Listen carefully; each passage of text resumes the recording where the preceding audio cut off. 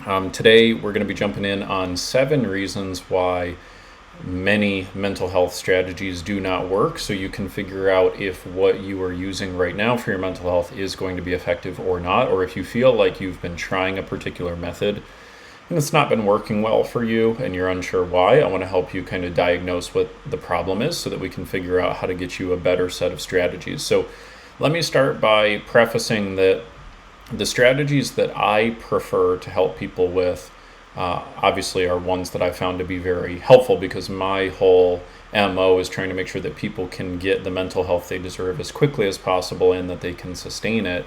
And we also focus on natural strategies, but the strategies that I prefer and recommend may or may not be the right ones for you. So this is not about me saying, you need to use my particular strategies per se. It's more about making sure that you are able to effectively figure out what set of strategies is going to work for you and your nervous system, and also for your particular mental health goals. And so that's what I'm here to make sure that we help people do more than anything. So if you are feeling like you've tried a particular method and it's not working, or you are unsure whether to try a new approach or a new method, then I hope that these 7 little tips and guidelines will help you accelerate your mental health recovery and reach your mental health goals more quickly. So the number one reason that I have found in my career that a mental health strategy may not be working well for somebody is that it may be a coping mechanism as opposed to a conditioning mechanism. So a coping mechanism is when you're implementing a strategy that is meant to respond to a negative emotional pattern and simply mitigate the effects of that negative emotional pattern. A conditioning strategy is when you are trying to either uproot or change or modify that existing negative pattern. So a simple example of this would be breathing exercises. So a breathing exercise is a very common coping strategy, and what people will do is if they find themselves in a panic attack or an anxiety attack, they will use breathing exercises to try to calm themselves down, and it usually will help them at least, reduce their anxiety in the moment. The only challenge is that then you are left to simply use that set of coping strategies the next time an anxiety attack or a panic attack occurs. Whereas a conditioning strategy, and there are several different conditioning strategies that you can use for anxiety and panic attacks, but some of the ones that we rely on work quite well. And when you use a conditioning strategy, what you can actually do is you can create a situation where after, usually within a couple weeks or sometimes a couple months, it'll usually be somewhere between 4 and 12 weeks, but we can get somebody to an environment where they're now not having anxiety or panic attacks at all. And so that's really the key difference. So on the one hand, a coping strategy is meant to endorse the idea that anxiety, depression, stress are sort of going to be there indefinitely, and there's not much you can do about that, but you can learn to make do. You can learn to live your life around the negativity, the negative feelings, the negative intrusive thoughts. Conditioning-based strategies are about how do we either dramatically reduce and or eliminate intrusive thoughts and thinking, so we get after the source of the issue. So that's one big reason I see a lot of people get stressed and upset, because I hear from people a lot of times like, hey, I've been in therapy for years and years and I'm still dealing with the same issue, like what's going on? And I tell them, like, well, your therapist is just doing what they're trained to do. There's nothing wrong with your therapist per se. It's just that your therapist is doing what traditional therapy is meant to do, which is give you coping strategies. So there's very often a big mismatch between what the patient or the client is expecting from the strategy and what the strategy is actually designed to do. So if you're trying to, really dramatically reduce anxiety and depression or live without it, but yet you're using coping strategies, you're going to be frustrated and you're going to feel like the strategy is just simply not working, because there is a mismatch between the goal that you're after and the strategy itself. So it just fundamentally is going to be frustrating for you. So that's why I'm a big proponent of making sure that you are very clear on, number one, what is the mental health goal that you really want, right? So some people are looking simply just to develop coping strategies and ways to cope better. And if that's your attitude and you're totally content and happy with if you can just get like a 10 to 25% reduction in your stress and anxiety levels, and that's what your goal is, then that's fantastic. Because if you know that that's what you're after, there are several different coping strategies you can use to do that. And there are ways to get that done. But if your goal is much larger than that, if you believe that there is a way to get your mental health to a naturally fantastic place and you want to learn what that is, coping strategies are usually not going to get that done for you. Okay, so that's the first big reason. Okay, the second reason you might be having trouble with one of your mental health strategies is you might be underestimating how much time it's going to take. So let's talk a little bit about timelines and how things tend to go. Now, yes, it is true that in a big sense, everybody is a little bit different. However, in my case, after working with hundreds of people over the years and helping them create recoveries, I've learned that there are some general rules of thumb that you can abide by. So if you, for example, are trying traditional therapy, CBT, DBT, something of that nature, what I have found tends to happen is people will tend to have a fairly positive experience within the first 90 days or so. The first month tends to be kind of information gathering. They may provide a diagnosis. Some therapists are kind of quick to jump to providing a medication recommendation or a diagnosis. Others will simply want to take a little more time to unpack your background, and they want to learn about your whole history and things of that nature. And what tends to happen is people have this initial sort of honeymoon period where they feel good because they're finally letting things out. They've been building up things for a long time, and they're now getting things off their chest. And so things will start to feel very good. And then what happens for a large portion of people is they kind of hit a bit of a plateau, or they start to experience diminishing returns with traditional therapy, where after about 6 months or so, the majority of people I've consulted with, probably at least 2/3 of people, will find that they're just hitting a little bit of a plateau, like they're not getting as far as they'd like to as quickly as they want. And however, some people do kind of hit the sweet spot between 3 and 6 months. So what I have found is that typically if therapy is going to be very effective for people, usually within 3 to 6 months, that's when you start to really see a little bit of a positive uptick. And that's if you feel like you are on a steady incline during that period, that's a good sign that it's going to continue to add a lot of value for you. If you have, however, been going with traditional therapy for 6 months or more, again, this is just my opinion. It's based off my experience. You're welcome to disagree. There are going to be some of you who are listening to this who have an experience that does not fit with this. But what I have found is probably 3 times out of 4, if you haven't gotten a good improvement after 6 months, it's probably a good indication that therapy is not going to get you super, super far. There are some exceptions to that, but that's just the general rule, particularly with your typical general anxiety or depression type situations. Now, let's talk about some other things, like meditation, for example. Meditation is one of the ones where people very much underestimate how much time it's going to take to start to see benefits. And a lot of people get very frustrated because they try meditation and they feel like they're not able to focus right away. And they get very frustrated that their mind wants to wander within their first couple of sessions.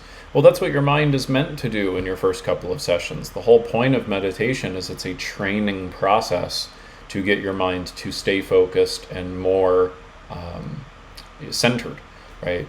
Now, by the way, I'm not a big meditator. I have done meditation in my life. It is a strategy that I use with my clients if it is something they respond well to.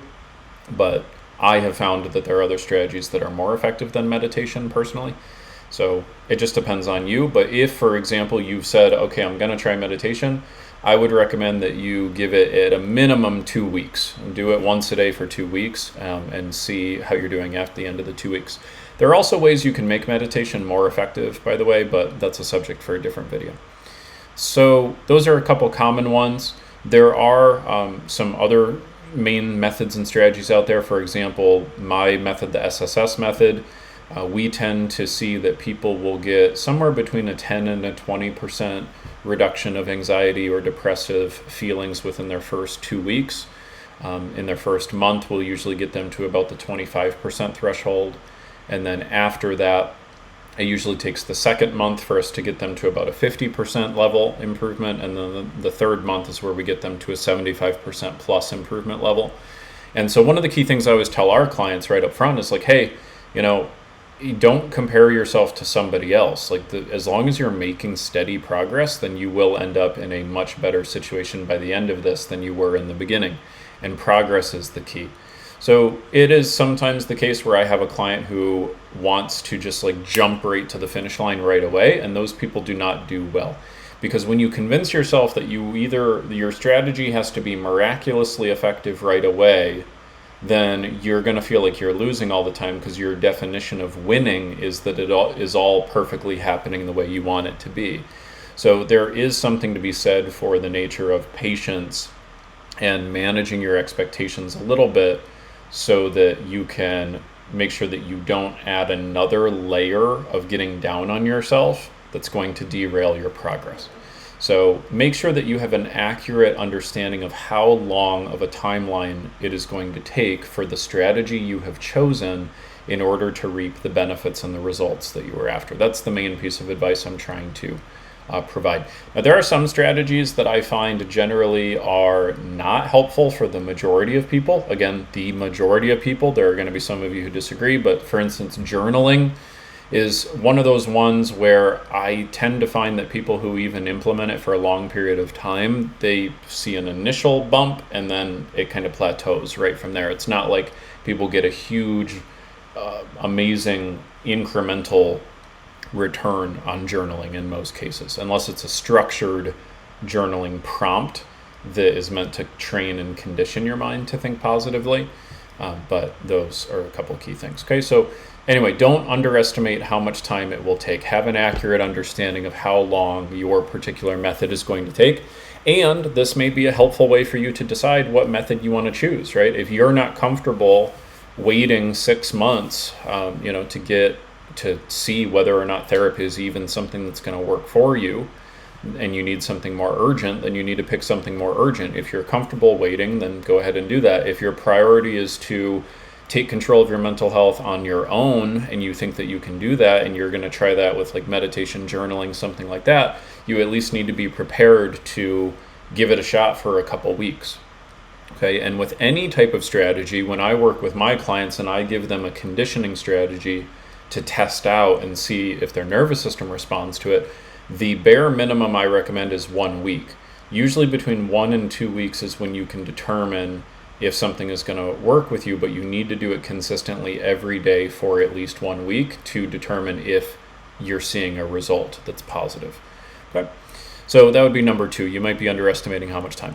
Okay, the number 3rd reason why the strategies you've been choosing may not be effective is you may be comparing yourself to an ideal, and so you instantly feel like you are losing, and then you give up. The most common ones is you compare yourself to perfection, like, oh, I should have figured this out by now, or I should be meditating for 30 minutes perfectly by now.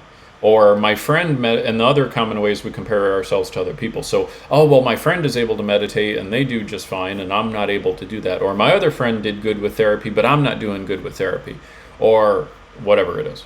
Okay, so comparison is the thief of your happiness, right? There is never, ever a time when comparison is really helpful, unless you are asking yourself, you know what can I learn from that other person who is succeeding?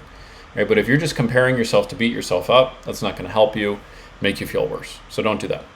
Because you can end up, I've had this happen with clients before who are going through my program, where they're doing a whole lot better than they actually even realize, because they're spending way more energy comparing themselves to an ideal of how they think they should be improving, instead of just focusing on making incremental progress. The people who focus on progress will start to feel like they're getting momentum.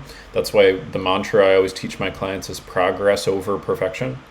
And so you'll start to get your self-esteem and your mental health moving in the right direction the more you measure by your daily gains, as opposed to comparing it to an ideal. Okay, the number 4 reason why very often mental health strategies can be ineffective is you might be waiting to implement that strategy until you feel 100% certain that it's going to work for you. And I see this happen for people all the time. Like, I will do a consultation with people and I'll say, how long have you been dealing with panic attacks? They'll say 6 years. And I'll say, what have you tried to get this handled? They'll say, not much. And I'll say, okay, interesting. And why is that? And they'll be like, well, I just wasn't sure what would work. So I didn't want to do it unless I was sure it would work. Right? And so what's happening, particularly if you're dealing with an anxiety issue, is you have started to overvalue certainty in your mind, and you're wanting to wait to take action until you feel totally certain. But that is what creates anxiety.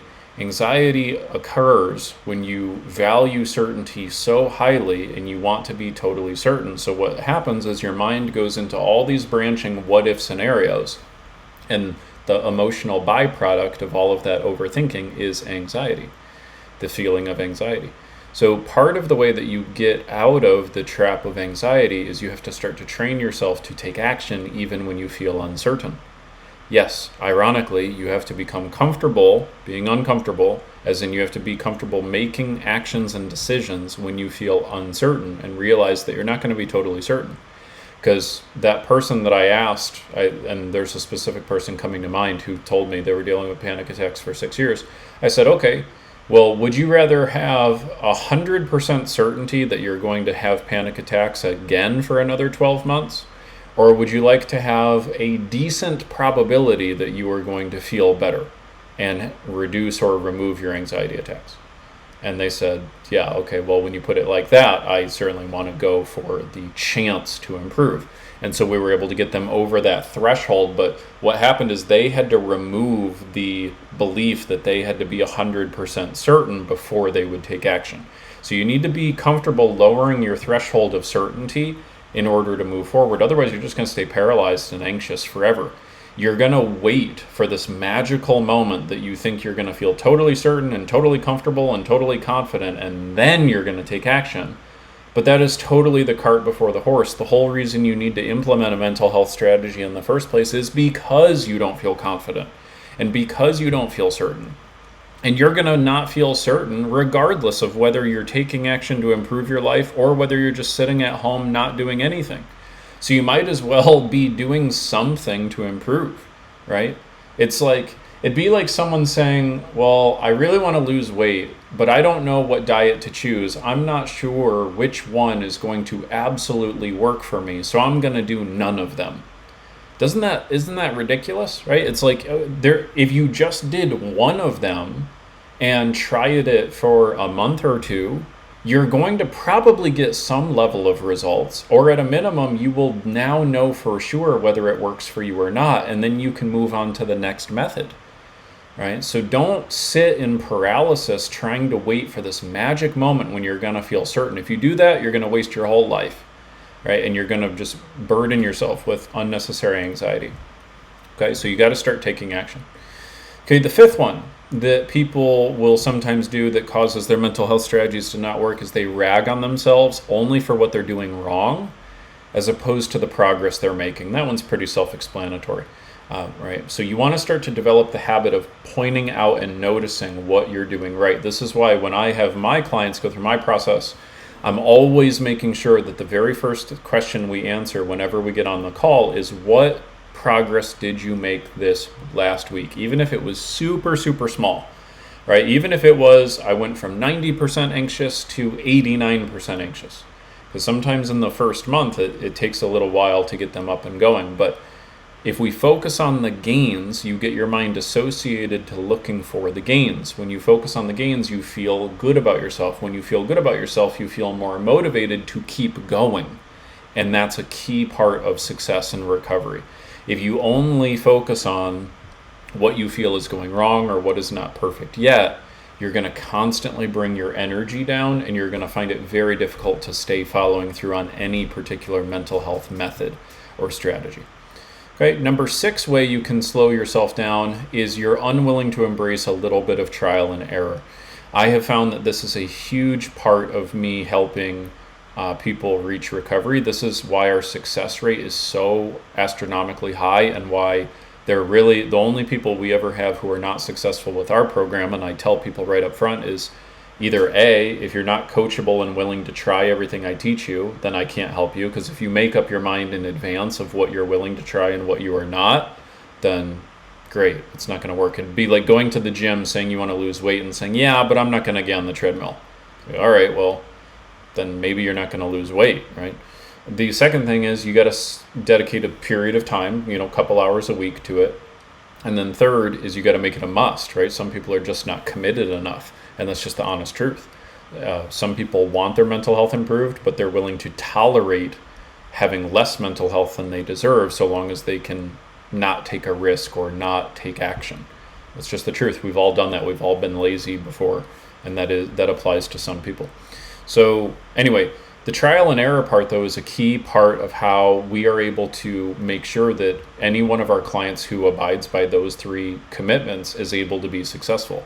Because what I've found over the years is that there's only so many ways that the nervous system will create anxiety. There's only so many ways it will create depression. And so there's about 96 strategies that we pull from to create customized plans for people. And we're able to find a winning combination pretty much every time. Because as long as somebody is willing to give something a shot for a week or two, see how it works, and then we can refine it, then we can always make stacking improvements and find whatever combination makes the most sense for them. It's kind of like customizing a workout plan for somebody's fitness goals. So if you're not comfortable with a little trial and error, you're going to again fall into that trap of wanting to be 100% certain it's absolutely going to work before you even do anything. And then you're just not going to do anything, and then your mental health will stay the same. So you got to be comfortable with a little trial and error. Okay? And then number 7, the 7th reason I see that mental health strategies can be problematic for people or they can make it unsuccessful is they don't stick with what worked after they got initial results. So for some of you, you were sticking with, say, like an exercise and a meditation routine, and you were feeling great. And then you got off your exercise and meditation routine, and then you started feeling really anxious and upset. And then you go, well, I just don't know what happened. It's like, well, you stopped doing what worked in the past. And that's why you're not getting the same results. Also, let's talk about medication, for example. The majority of people find medication to be more like a Band-Aid type thing, but for some of you, medication is something that has worked really, really well. And a big mistake a lot of people make is they get on medication and then they start feeling great. So what do? They stop taking medication. It's like, come on, guys, like if you are fine taking medication and you want to maintain good mental health and medication caused good mental health, then stick with the medication. If you have a goal to get your mental health great without medication, then you need a different method than just using medication. You shouldn't just stop taking your medication and hope that, great, everything's going to be good now. Right? So you got to make sure you have the clear goal in mind. Like, do you want to just cope with this? Do you want to really solve this from the core? Are you trying to really are you willing to put in the work to be depression and anxiety free, or are you okay with just a 20% reduction in it? There's no wrong answer, but you got to be crystal clear on what you want. That's the number one tip I can give you. Number 2, you need to understand that not every route out there is going to match up with your particular outcome. If you are looking to cope with the issue, then you need to go with coping strategies. Go with therapy, go with counseling, go with medications, go with breathing exercises, go with journaling. Try those things out. You can maybe handle it on your own if that's what your goal is. If your goal, however, is a full turnaround, right, or as good of a turnaround as you can get, those are probably not going to work great for you. You need something more in-depth. You need something that's more practical, more strategy-based. Okay, that leads me to my next tip, which is figure out how you want the journey to go. So let's say you're trying to go from New York to California, right? Well, there's several different ways you could do that. You could do it by plane, which would be about 4.5 hours. You could do it by car, which would probably be 3 or 4 days by car. You could do it by train, which would probably be maybe a day or 2, I would imagine. Right? And those are different experiences. Do you want to drive yourself? Do you want to be on a train? Do you want to be on a plane? Those are different. One of them is going to be really fast and really direct, and boom, you're there. So one of them is going to be more scenic and more, you can take your time and you can be patient and you can relax into it a little bit, right? So for example, my process that I use with people, I always tell people this, I am not a good fit for what I call toe dippers, right? People who just want to dip their toe into a method and just give it a little shot And yeah, let's see, right? That's not usually how my process works. That's why I guarantee in writing for my clients, we are going to help them reduce their anxiety or depression by 75% or more in 90 days, or I continue to work with them one-on-one for free until we reach that point. So as you can tell, I'm more of a Band-Aid ripper, right? Like my full process is really the best fit for people that are sick and tired of being sick and tired and want to get the damn thing over with and just go live their life. But I'm not everybody's cup of tea, and that's totally cool too, right? That's why I make these videos. I want to help everybody. And so you need to be aware of that. Are you the type of person that if you just like vent and get things off your chest, and then you feel great and like your mental health feels very stable and natural and fine? If that is the case, then therapy is probably exactly where you need to be, and coaching is not what you need, right? But you've got to be clear on what you want, number one. Number two, how do you want to get there? And then you need to have an accurate understanding of what you can expect with each of these different routes. Because the biggest thing I see is people don't know what they want, firstly, or there's just a huge mismatch between what they're really after and the method that they're trying. If they're like, I want to get rid of my panic attacks as quickly as possible and I want this to be done and over with right now, well, guess what? Therapy is not really meant to do that. Therapy is meant to it's the long, slow haul, and it's going to take you a long time, right? So people will get themselves really frustrated that way. And then the third piece of advice I'll give you is just go do it. Like, take action. Don't wait for this magic moment when you're going to be totally certain, because if you do that, you're never going to make any progress. So here's my call to action to you today. Firstly, have you already taken action to improve your mental health? Have you committed to at least one method to try to reach your mental health goals? If the answer is no, then what you need to do is you need to just go do something, and you need to do that today. So whether it's joining a program, or whether it's linking up with a therapist, or whether it's getting a course, or whether it's trying meditation, or whatever, do something. If you've done nothing, do something. Okay, number two, if you've told yourself, I've done everything, what that typically means is you've done like the same 2 or 3 things again and again and again and again, and you've expected a different result. That's usually what people mean when they say they've tried everything. So if you feel like you've tried everything, I can sympathize with you, because I appreciate the level of frustration that can come when you told yourself, well, I was dealing with anxiety 5 years ago and I tried to do the right thing and I got on medication and therapy, and I've been in therapy and medication for 5 years and I'm still dealing with anxiety, so I've tried everything. No, it's not that you've tried everything. You've tried everything that you currently knew of in order to meet your mental health goals, but it's a big wide world out there. Okay, there's lots of different routes you can go to make this happen. So if you haven't done anything, do something. If you feel like you've tried everything, you need to just be honest with what are the results that you've gotten, and have you slipped into any of these flaws I mentioned? Did you expect results too early, or did you stick with the method way too long and you kept thinking, okay, well, maybe on this 5th year of therapy, now I'm going to feel great, even though I've been feeling the same for the past 5 years. If you're that type of person, it's clearly a signal therapy may not be for you. Right? So be honest with the results you're getting. A leader does 3 things. Number one, they see the situation as it is, but not worse than it is. So just be honest. Where is your mental health right now? Are you really, really dissatisfied? If so, it's time to make a change. If you're content with where you're at, cool. You don't really need to make a change. The second thing is you got to see it better than it is. Don't slip into the mentality of like, oh, well, it's just going to be like this forever. No, BS. Any human being on the planet can live with exceptional mental health. Not perfect mental health, but exceptional mental health. I believe that 1000%, because I've seen so many people through so many challenging backgrounds, genetic, childhood, trauma, all sorts of stuff. And I've seen people be able to live with great mental health sustainably, but they have to be willing to find the right method for them, right? And that's what's really important. Maybe you got like a 20 or 30% improvement through therapy or medication, but you plateaued and you want to go farther than that. Well, if that's the case, then you need to add something new to your repertoire. You got to get back into a little trial and error. You got to be willing to try something, okay? And then, I think I said this already, but really just take action, right? Just go ahead and do it, right? And if you don't know where to look, ask for help, right? Me and my team, of course, we do coaching services for people. For people it's a good fit for, but for people it's not a good fit for, we still want to help you. Utilize our free resources. Ask us if you need help getting connected with a traditional therapist. We're happy to help you with that. But do something, right? You just got to do something, okay? So what I'd love to hear in the comments is, what have you tried, and what has worked or hasn't worked? And have any of these 7, been problems for you? Like, did you slip into any of these mistakes? I would love to hear any thoughts in the comments. Would be fantastic. And as always, if you need additional help at any point, go ahead and reach out to us at mentalhealthcoaching.com. We'll be happy to help you.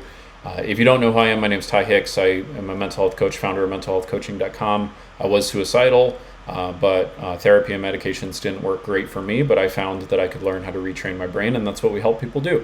And we help people improve their mental health dramatically in 90 days, and it's really exciting. So anyway, we put these free resources out there because we want you to have the mental health you deserve, and you just got to learn the right strategies to do that. But I'll be excited to see you in our next lesson and our next training. In the meantime, take some action today to improve your mental health. Talk to you guys soon. Bye.